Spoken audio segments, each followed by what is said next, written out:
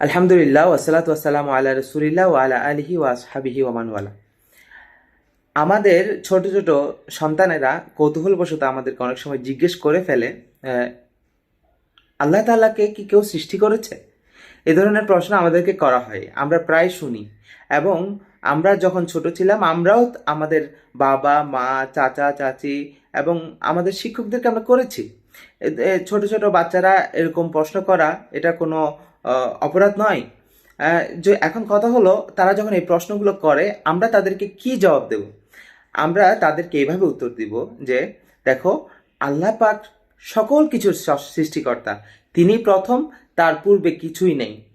আল্লাহ পাক সত্তাগতভাবেই অস্তিত্ববান, তাকে কেউ সৃষ্টি করেনি।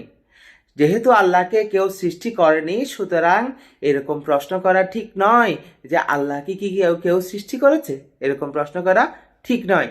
এই জন্যই আমাদের নবী হজরত মোহাম্মদ রসুল্লাহ সাল্লাহ আলহি ওয়াসাল্লাম তিনি হাদিস শরীফে বলে গিয়েছেন, হাদিসটি সহিহ বুখারীর 3276 নম্বর হাদিসের মধ্যে এসেছে। রসুল পাক সাল্লাহ আলাইসাল্লাম বলেন, তোমাদের কাছে শয়তান আসতে পারে, সে এসে বলতে পারে যে অমুক বস্তুকে কে সৃষ্টি করেছে, এই বস্তুকে কে সৃষ্টি করেছে। এরূপ করতে করতে একটা পর্যায়ে সে বলবে, তোমাদের প্রতিপালককে কে সৃষ্টি করেছে, তোমাদের প্রতিপালককে কে সৃষ্টি করেছে। এ ধরনের প্রশ্ন শয়তান করতে পারে। যখন ব্যাপারটি এ পর্যায়ে চলে যাবে, তখন রসুল পাক সাল্লাহ ইসলাম বলেন, তখন যেন আমরা বেশি বেশি ইস্তেগফার পড়ি, বেশি বেশি আস্তাগফিরুল্লাহ পড়ি।